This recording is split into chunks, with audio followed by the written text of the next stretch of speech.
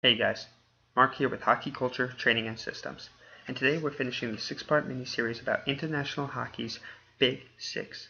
What better way than to end such a series than with the captivating Canadians, who are undeniably the best nation to ever play the game, period.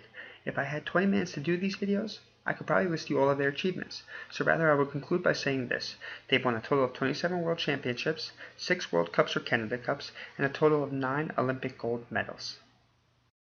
And if I had another 20 minutes, I could list you all of the greatest players to ever play for the country, but rather, I'll name some of the ones that come to my mind first, like Ernest Collet and Bert McCaffrey, or Harry Watson, or what about Wally Holder, Fred Etcher, Bobby Orr, Phil Esposito, Paul Henderson, Ken Dryden, Bobby Hull, Gordie Howe, Wayne Gretzky, Mario Lemieux, Jerome Iginla, Joe Sakic, Danny Heatley, Jonathan Toews, Sidney Crosby, and many, many more.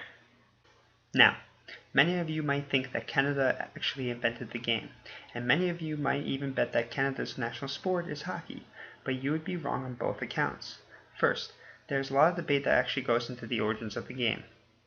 There are much older accounts of ice hockey being played in London, for example, and as for the national game, that's lacrosse, but this is for a different conversation. With all that said, this obviously doesn't mean that Canada does not have a rich hockey history. Of course it does. The first organized game was played in Montreal in 1875 at Victoria Ice Skating Park. Much of the game today is based on those rules. And it didn't take long for the game to grow from there. First, it took over Montreal and the rest of Quebec by storm, then rushed on over to areas like Winnipeg and Manitoba. In less than 20 years, dozens of amateur clubs wanted to participate in competitive events, and in less than 50 years the sport spread like a snow in a blizzard from coast to coast. Kind of amazing considering how big the country is and that we were just entering the 20th century at the time. Now, from 1886 to 1917, over a dozen top-flight competitive leagues would come and go in Canada. Most of these would try to remain as amateur, but some took the shot at becoming a professional sports business. Remember, this is a time where the whole idea of professional sports was still quite new to the world, so not many lasted. Then, in 1917, we start seeing the beginning of the NHL. And while the NHL loves to market itself as having an original six, it's important that we know that's pretty much a lie. The first season of the NHL was 7 clubs, all Canadian, and the NHL landscape would change dramatically over the next decade until the 6 most financially stable teams would take charge. That is what is known as the original 6.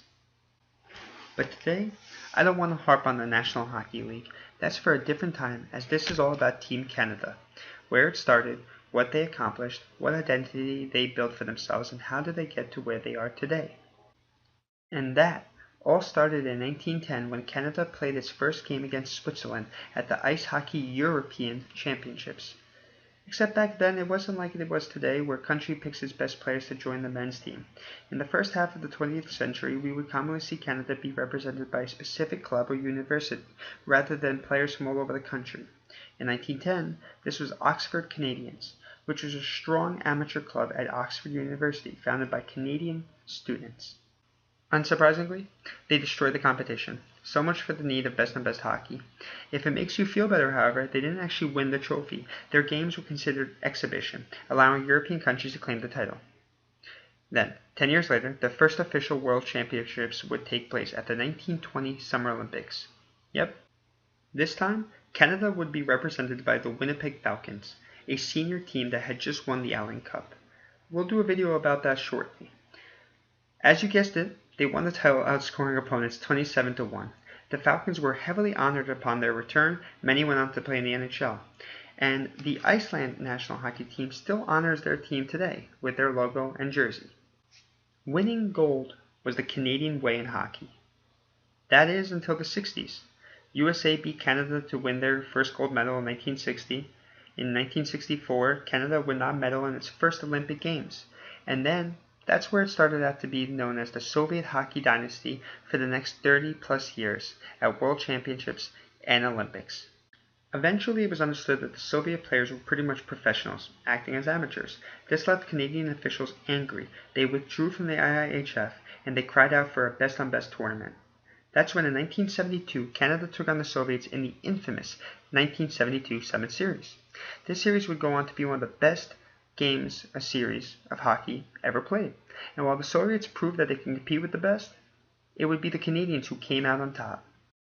The popularity of such a series would lead to multiple changes between the NHL, the IIHF, and the rest of the hockey world, as well as the start of the Canada Cup, which went on to become the first best-on-best hockey tournament held by Hockey Canada.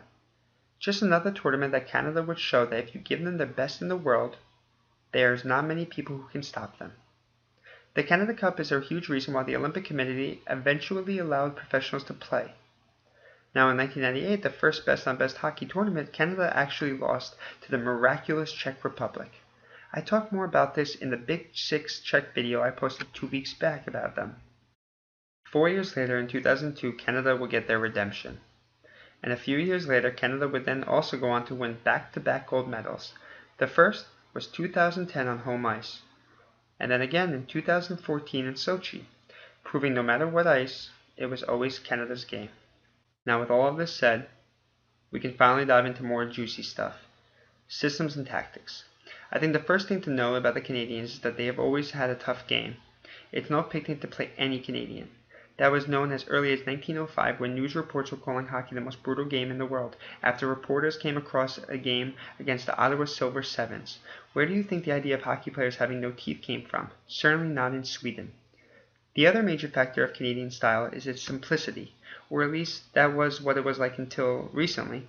I mean, I can find records of coaches in 1930 and plenty decades later on where coaches believed that left wing should play left wing, right wing should play right wing, and a right D and left D should stay on their side and only stick to defense.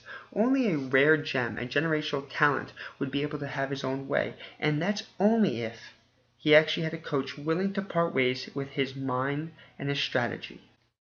There are countless times where you can find a strict Canadian coach act in a way of my way or highway attitude. Get the puck to the net, take a shot, no extra deke, stay in your lane, dump and chase. This is the Canada way. Now this is not the same for all Canadians. I mean, there are many Canadians who went on to be very successful and very open-minded, guys like Scotty Bowman.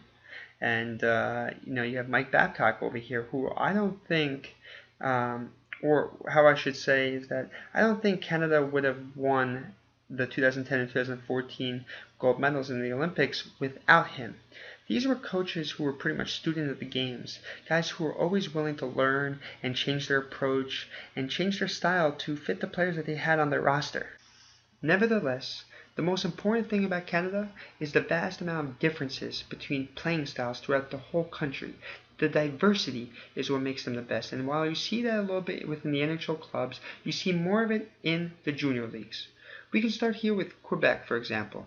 They're often regarded as being smaller, speedier players. I remember doing some homework on Maurice Richard and the Canadians, and I mean here we're looking at advertising of them calling the Flying Frenchmen for their speed and quick play. Guys like Maurice Richard, Guy Lafleur, and Jean Beliveau, these guys really inspired their type of style, on the East Coast. Then, if you look at Ontario, or their league, which is the OHL, probably the more popular of the leagues around the world, you're looking at what's called Don Cherry's boys. These guys are often regarded for being among the most balanced, strong on the puck, very smart with their approach. Balance is a good word. I think this is like an Eric Lindros type of guy. Then, in the central and western provinces, you're looking at a style of hockey that respects big players, defensive plays, big hits, strong players, and all of that type of excitement. Even fighting, for example. I remember watching a WHL game on TV, and the announcers were calling the hockey fight as if it were the boxing match. I mean, they were telling me the weight, their fighting record, and all that stuff. I never laughed so hard. I mean, it was better than MMA. Anyway, so I think it's also important to just note that the game is very blended in, and a lot of the things I was saying is just generalities, things that you'll tend to see. Today, coaches are gonna expect you to play an all-around game, and that's final. And as for Canadians, they just want you to win. And that's the best thing about them. They put their team on a high pedestal, and they expect the very best. And that pressure allows them to always put out the best talent. Now, one thing is also important to say is that what I really respect about Canada is that they tend to do this. You'll see a guy like Brandon Curzon here, who was announced to be part of Hockey Canada for the 2018 Olympics. And instead of telling you where he plays for now, they tell you his hometown, and they tell you the minor hockey association that he played for growing up. Now, how important is that to create young talent for the future, the next generation of type of guys? You know, a young kid, a Canadian kid sees that, and he doesn't care about the European team he plays for. He cares about, oh man, he plays in Ontario. I want to play for Ontario, and that's that. You know, all of this I think just combines into one big whammy of Canadian hockey. It's what makes them so freaking good at what they do. You know, it is their game, whether they invented it or not. And that's that. Anyway, that concludes not only Hockey Canada, but the entire Big 6 series. I hope you enjoyed it, and if you did, please give me a big thumbs up, and subscribing to my channel will allow you to see more videos like this that I will continue to do on a consistent basis. Everything from hockey culture to hockey systems, and even things like hockey training. Anyway, and that's that. I hope to see you back soon.